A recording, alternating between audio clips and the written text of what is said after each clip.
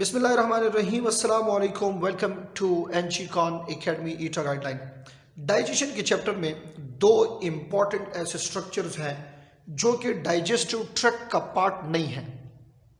दो ऐसे स्ट्रक्चर्स जो डाइजेस्टिव ट्रैक्ट के पार्ट्स नहीं हैं but they are involve in the process of digestion and they have a very great importance in the process of digestion.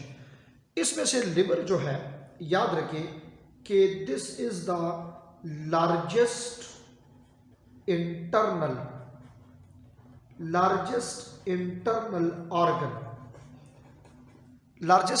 Organ of the body है ये, ठीक है। दूसरी बात, अगर आप इसकी पोजीशन देखें तो ये पड़ा है सेंटर ऑफ एब्डोमेन के ऊपर ये पड़ा हुआ है। क्लियर हो गई ये बात। अब इसकी मेटाबॉलिज्म जब आप देखते हैं, मेटाबॉलिक एक्टिविटीज, तो liver is actually involve in almost all type of reactions. तो आप याद रखें कि ये डिफरेंट फंक्शंस में इन्वॉल्व है, स्पेशली ये इन्वॉल्व है मेटाबॉलिज्म में। अब किस किस चीज की मेटाबॉलिज्म ये करता है, तो the very first thing is metabolism of carbohydrates की मेटाबॉलिज्म ये कैसे करेगा, देखिए गौर से।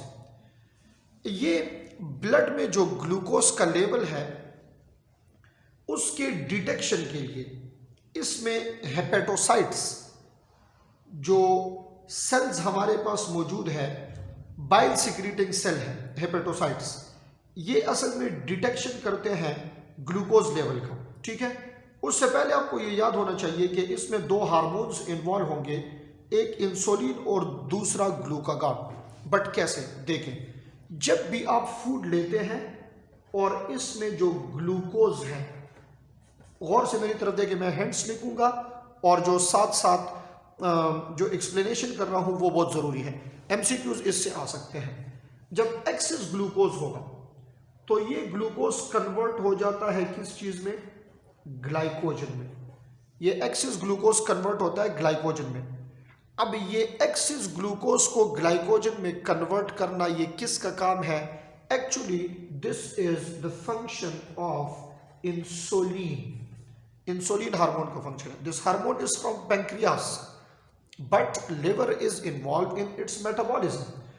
अब जब ये ग्लूकोज कम हो जाए, स्टार्वेशन जब होती है, अच्छा, ये जो आपने फर्स्ट प्रोसेस किया है in which glucose is converted into glycogen, this process is called glycogenesis.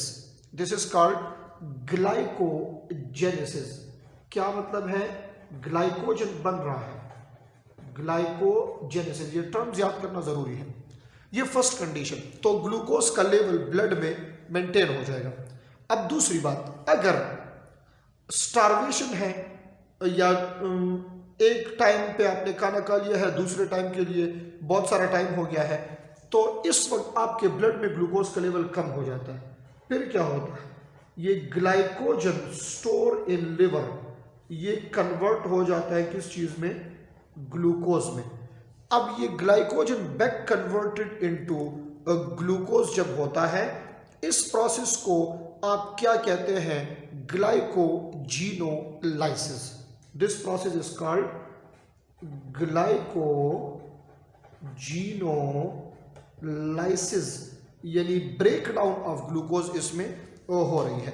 ये कार्बोहाइड्रेट की मेटाबॉलिज्म होती है हमारे बॉडी के अंदर। अब एक प्रोसेस ऐसे भी होता है, जब ग्लूकोनियोजेनेसिस होता है, वो synthesis of sugar from non sugar.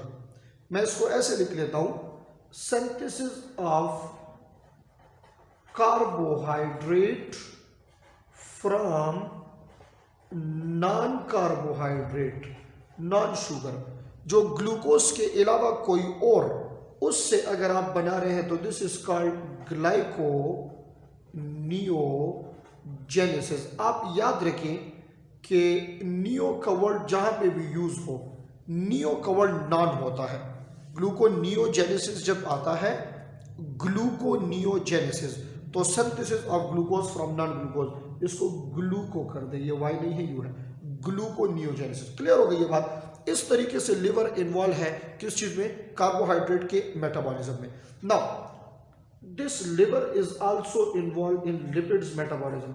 इसको तो अभी थोड़ी देर पहले हम डिस्कस कर चुके हैं दूसरे लेक्चर में, बट फिर भी आप ये देख लें कि जब फैट्स आपके पास मौजूद होते हैं तो ये कन्वर्ट होते हैं फैटी एसिड एंड ग्लाइसरॉल में। ठीक है, ये कौन कराता है, लिपिड्स की मेटाबॉलिज्म।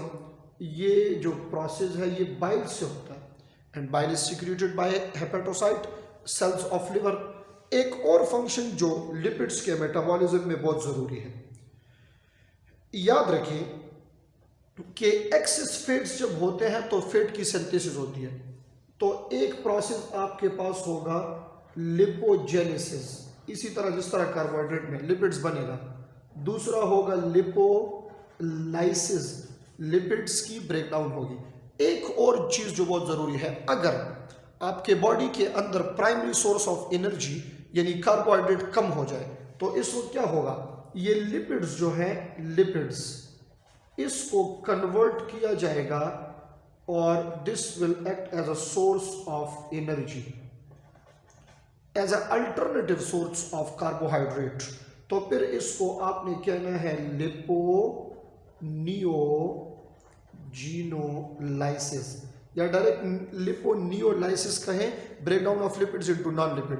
बट लिपोनियोजीनोलाइसिस तो breakdown of lipid into carbohydrate like molecules. तो कार्बोहाइड्रेट लिपिड्स के मेटाबॉलिज्म में भी ये इस तरह इन्वॉल्व होगा।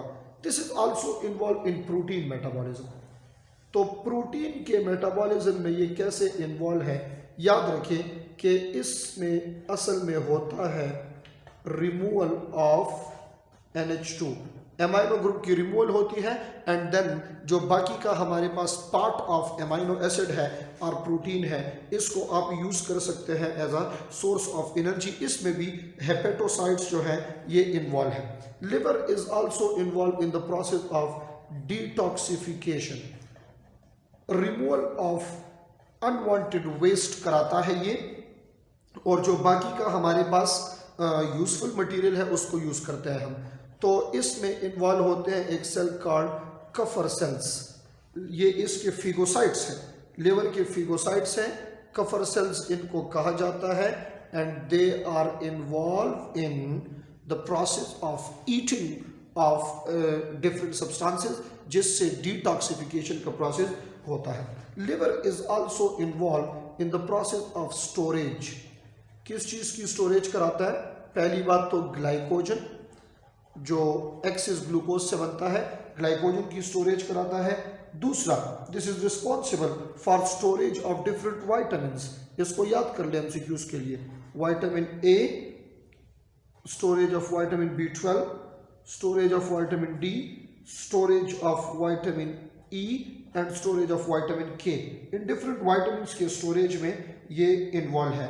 And another one which is already discuss, this is the secretion of bile.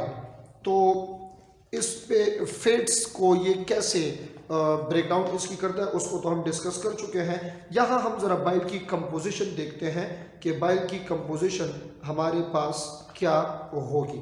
तो बाइल में हमारे पास मौजूद है वाटर प्लस बाइल साल्ट्स, इसके बाद मौजूद होता है इसमें कोलेस्ट्रोल, और इसके बाद इसमें मौजूद होते हैं कुछ लिपिड्स जैसे कि फास्फोलिपिड्स, ये इसके अंदर मौजूद है एंड दे कंटेन इलेक्ट्रोलाइट्स,